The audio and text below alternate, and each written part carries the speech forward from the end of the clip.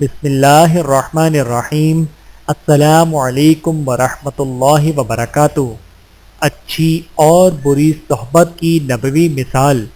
رسول اکرم صلی اللہ علیہ وآلہ وسلم نے ارشاد فرمایا، نیک ساتھی اور برے ساتھی کی مثال مشک بیچنے والے عطار اور لوہار کی سی ہے۔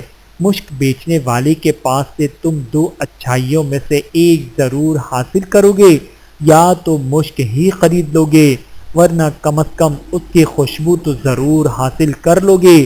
لوہار کے پاس اٹھنے بیٹھنے کی صورت میں لوہار کی بھٹی تمہارے بدن یا کپڑے کو جھلسا دے گی، ورنہ کم از کم بدبو تو تمہیں ضرور پہنچ کر رہے گی۔ بحوالہ صحیح بخاری حدیث نمبر 2101۔ اللہ تعالی ہم سب کو احادیث مبارکہ پہ عمل کرنے کی توفیق عطا فرمائے، آمین ثم آمین۔